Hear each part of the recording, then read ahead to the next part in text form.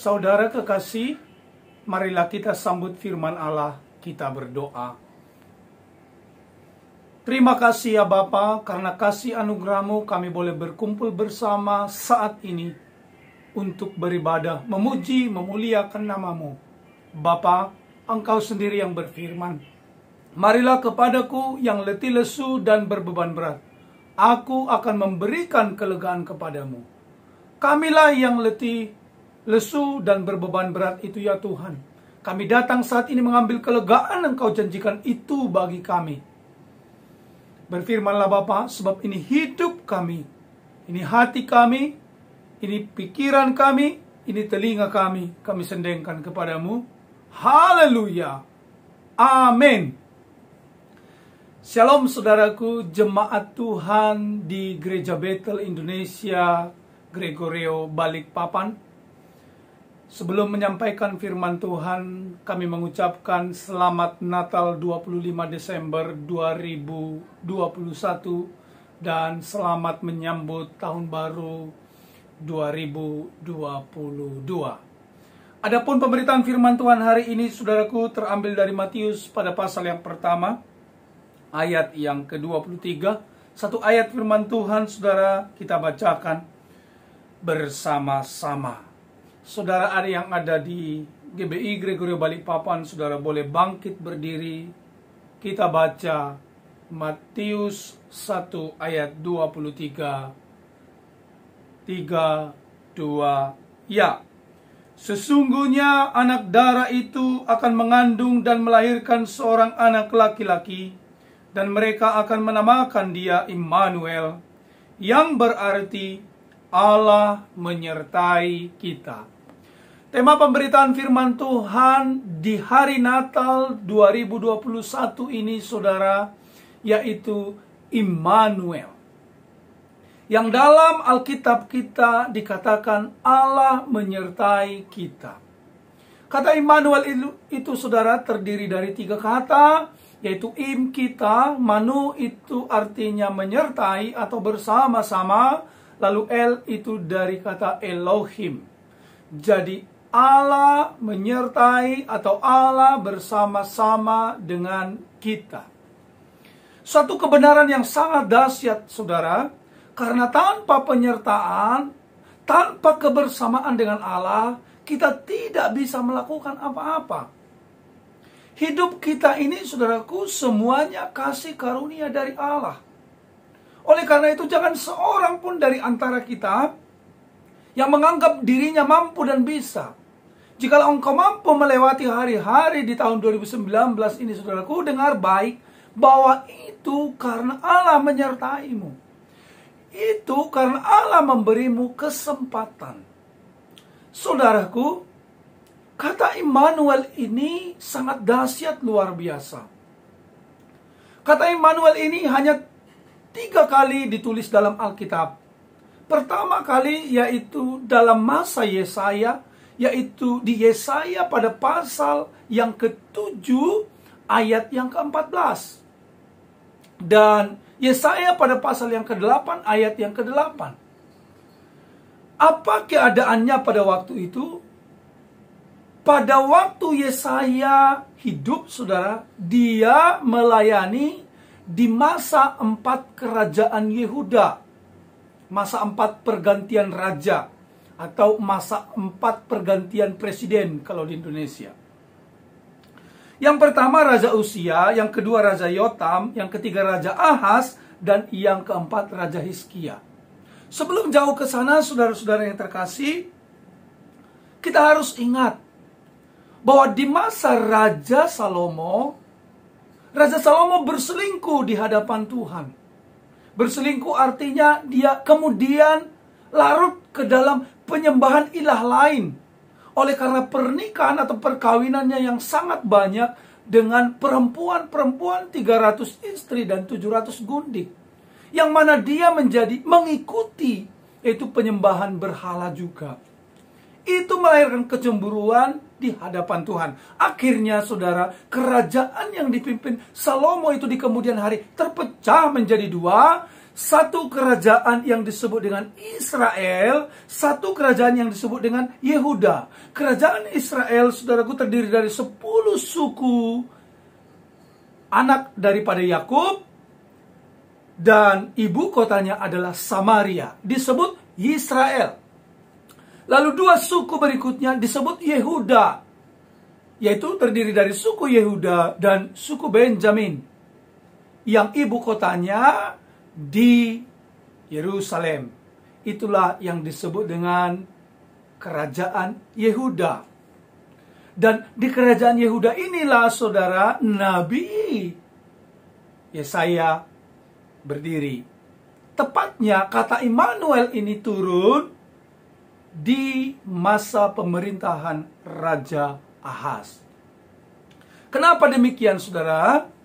Karena semenjak terpecahnya kedua kerajaan ini, saudara, maka mereka tidak mengindahkan lagi perintah-perintah Allah, sehingga Allah kerap menghukum mereka dengan bangsa-bangsa di sekitarnya. Penghukuman kecil, bahkan tidak cukup penghukuman kecil, ditambah lagi penghukuman dengan bangsa-bangsa besar yang di sekitarnya. Kita tahu, saudaraku, bahwa di utara ada Syria dan Amon yang menjadi musuh daripada umat Tuhan pada waktu itu. Di selatan ada bangsa Edom, di timur ada bangsa Moab, di barat ada bangsa Filistin, bahkan lebih jauh lagi, saudaraku, yaitu ada bangsa Arab di padang gurun. Dan juga di sebelah lagi ada Mesir yang pasukannya juga sangat besar. Dan bahkan dari negeri jauh yang disebut dengan Babylon atau Irak, saudaraku. Artinya apa? Pada waktu itu umat Tuhan sedang dalam tekanan, sedang dalam penderitaan, kiri kanan, seluruh mereka, keliling mereka, itu penuh dengan musuh. Belum lagi, saudaraku, pertikaian antara 10 suku dan 2 suku. Waktu itu kerajaan utara atau Israel berusaha untuk menyerang kerajaan Yehuda yang ada di Yerusalem. Apa yang terjadi, saudaraku? Kerajaan utara bekerja sama dengan yaitu Syria atau Aram, saudara, untuk menghancurkan Yehuda. Dan pada waktu itulah suara Allah turun melalui Nabi Yesaya kepada umat Tuhan di Yerusalem, yang berkata seperti yang kita baca tadi, seorang anak akan lahir dari seorang perempuan, dan kita akan memanggilnya yaitu Immanuel, yang artinya Allah beserta kita. Yesaya 7 ayat 14. Saudara-saudara yang terkasih dalam Tuhan, demikian juga di Perjanjian Baru. Di Perjanjian Baru kata Immanuel hanya ditulis 1 kali, yaitu di Matius 1 ayat 23 yang tadi kita baca. Apa keadaan waktu itu? Keadaan waktu itu bangsa Israel atau bangsa Yahudi dalam penindasan bangsa Romawi, yakni bangsa yang sangat besar dan adikuasa pada waktu itu. Dan pada waktu itulah suara Allah turun kepada Yusuf, Maria, bahwa mereka akan melahirkan seorang anak bagi dunia yang akan disebut dengan Immanuel atau Allah beserta dengan kita. Jadi keadaannya sama. Baik di Perjanjian Lama maupun di Perjanjian Baru, keadaan umat Tuhan waktu itu, saudaraku, sedang dalam penderitaan, sedang dalam tekanan, sedang dalam keadaan yang tidak baik. Tetapi di keadaan yang demikianlah pesan Tuhan datang, yaitu Immanuel, Allah beserta dengan kita. Semua kita menyadari bahwa hari-hari ini bukan hari-hari yang baik bagi kita. Pandemi belum selesai, sudah 2 tahun, saudara. Ekonomi hancur.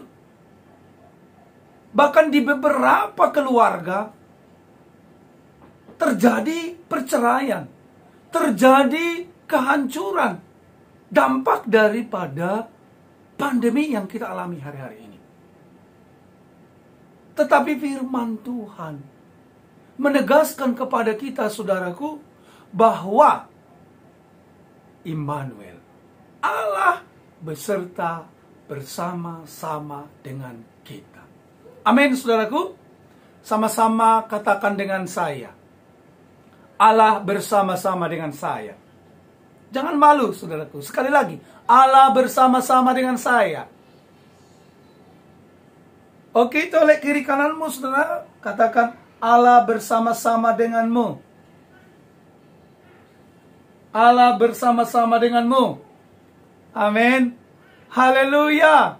Ini kebenaran yang sangat luar biasa. Sebentar lagi kita akan masuk ke tahun 2022.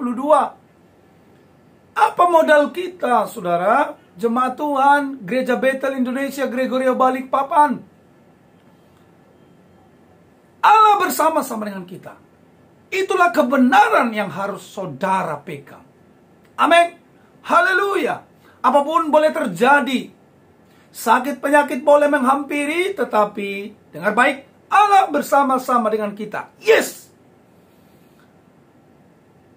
Masalah boleh ada, tantangan ekonomi boleh ada, tantangan terhadap keluarga boleh ada, pekerjaan, pelayanan boleh ada. Tetapi Allah bersama-sama dengan kita. Ujung-ujungnya hidup kita akan berkemenangan, hidup kita akan berhasil, hidup kita akan bahagia. Bahagia di bumi, bahagia di surga. Sama-sama dengan saya katakan yes. Amin. Yes. Amin. Haleluya. Saudara, sebagai penutup saya bersaksi. Saudara, saya bukan pahlawan, saya bukan orang hebat, saya orang biasa. Yang dikasih karunia Tuhan Yesus kemauan, kemampuan. Ketika anak kami Karen Uli sakit hati sirosis, di mana jalan medisnya satu-satu, yaitu anak kami harus ganti hati sepenuhnya. Dan harus ada pendonornya. Dan puji Tuhan, Tuhan berikan saya kemampuan untuk mendonorkan sebagian daripada hati saya kepada anak Karen Uli. Saudaraku, tidak mudah. Dengan biaya yang begitu fantastis. Kami tidak bisa melakukan itu dengan segera di negeri kita Indonesia. Kami harus mencari ke negeri jauh, dan kami harus membawanya ke New Delhi, India. Saudara, ini perkara yang sulit bagi kita. Tetapi sejauh ini, saudaraku, Tuhan tuntun satu persatu. Mulai dari persiapan, berangkat, sampai proses di sana, penyertaan Tuhan itu sungguh nyata. Immanuel. Saudara-saudara, bagaimana waktu itu dengan keterbatasan pengetahuan saya hanya membawa uang 5.500 USD dari Indonesia. Sementara kebutuhan kami di sana, saudaraku, kurang lebih yaitu 15.000 sampai 18.000 USD hanya untuk uang pegangan. Kalau uang transplantasinya sudah kami kirim melalui bank dari Indonesia. Saudara-saudara yang terkasih dalam Tuhan, saya sengaja dari dulu tidak mau pakai kartu kredit. Gak mau pakai kartu kredit, saudaraku. Seandainya saya punya kartu kredit, saya bisa bayar hotel. Karena kami, saudaraku, harus bayar minimal satu hari 1.200.000 sampai 1.500.000 satu hari kami harus bayar untuk tempat tinggal kami dan makan. Saudara-saudara, dan kami tidak punya kartu kredit. Apa yang terjadi? Uang 5.500 ini sudah mulai habis. Saudara, sebelum operasi terjadi, saya minta kepada dokter, saya mau makan dulu di restoran bersama dengan istri saya. Karena istri saya waktu itu, saudaraku, seperti ditodongin. Kita datang ke rumah sakit hari Jumat, saudaraku. Hari Sabtu lalu ditahan di rumah sakit karena besok operasi. Jadi mendadak pemberitahuannya, saudara, tidak ada persiapan. Lalu ibu gembala waktu itu berkata kepada saya, "Pap, tidak ada waktu untuk berdoa kah?" gitu. Itu sebabnya saya berkata kepada istri, "Ayo kita berdoa, kita makan dulu di restoran." Makan di restoran, saudaraku, ketika kami lagi makan, Baby Karen lagi tidur di tangan maminya, di pelukan maminya. Tiba-tiba ada seorang ibu masuk, mukanya bule gitu ya. lalu bersama dengan 3 temannya yang ternyata adalah suami dan anak beserta calon menantunya. Lalu menyapa baby Karen, berkata, "Oh, how's baby?" katanya. "Bagaimana kabar si baby? Ada apa ini? Mau ngapain?" gitu ya. Ternyata saudaraku, itu adalah perjumpaan yang sangat luar biasa. Singkat cerita saya menjawab, "Oh iya, today is prepare for surgery. Tomorrow the schedule for surgery." Hari ini adalah persiapan untuk operasi dan besok adalah waktu untuk operasi. Jadi saya, saudaraku, terpanggil. Tadi istri saya berkata, "Kita nggak adakah kesempatan untuk berdoa?" Lalu saya berkata kepada ibu yang ngobrol ke kami itu, saudaraku, ternyata dia adalah orang India asli, meskipun mukanya bule. Dia dari provinsi di utara India, saudara, yang namanya keluarga Mengano. Saudara-saudara, mereka berkata, "Are you sure? I pray for both of you. Yes, please pray for me and for my daughter. I am a donor and my daughter is patient." Saudara-saudara yang terkasih dalam Tuhan, saya adalah pendonor dan ini putri saya adalah pasiennya. Tolong doakan kami. Seketika itu didoakan, saudaraku. Dan restoran yang kecil itu seketika itu berubah menjadi gereja. Haleluya. Puji Tuhan. Setelah itu mereka berkata kepada kami, "Saudara-saudara, kami punya teman orang Indonesia juga, penginjil dari Semarang," katanya, saudara. Lalu apa yang terjadi? Tolong hubungkan saya dengan orang itu. Lalu dihubungkan, saudaraku. Ternyata ibu ini memang benar adalah penginjil dari Indonesia yang sudah berpuluh tahun tinggal di negeri India karena sudah menikah dengan orang asli sana. Saudara-saudara, akhirnya kami terhubung. Tetapi setelah transplant, saudara, setelah saya di Black, anak saya di Black, saudara, saya kan baru sadar di hari Minggu menjelang siang. Operasinya hari Sabtu 4:30 dimulai. Saya baru sadar hari Minggu menjelang siang. Saudara, saya tanya, "Di mana saya sekarang?" Lalu perawatnya berkata, "You are safety now in ICU. Kamu aman sekarang, kamu ada di ICU." Lalu saya tanya, "Bagaimana dengan bayi saya?" "Oh, bayimu oke." Gitu. Saudara-saudara, lalu singkat cerita, saya tidak bisa terhubung dengan siapa, saya tidak pegang handphone. Saudara-saudara, yang mengagetkan, biaya hidup kami tinggal di sana sudah mulai menipis dalam bentuk uang cash. Saudara, seminggu kemudian tiba-tiba ada orang yang dikirim kepada kami, saudaraku, untuk memberkati kami dengan uang cash, uang India. Waktu itu pengiriman pertama 150.000 rupiah. Cukup banyak ya, senilai 30 juta rupiah, lumayan, saudaraku. Lalu di kemudian hari ada gubernur dari salah satu provinsi Nagaland, dan saudara boleh cek di Google, chief ministernya Nagaland itu, saudaraku, mengirimkan kami yaitu 100.000 rupiah. Jadi terkumpul semuanya, saudaraku, 50 juta rupiah. Saudara, saya bukan sebenarnya konsen tentang uang di sini, tetapi dimanapun kita melangkah, dalam keadaan apapun, bersama dengan siapapun, Allah menyertai kita. Kebetulan pengalaman kami soal uang, tetapi masih banyak yang lain. Saya sengaja memakai ini, saudaraku, karena kalau bicara tentang uang, kita gampang menerima. Kita gampang ingat gitu ya.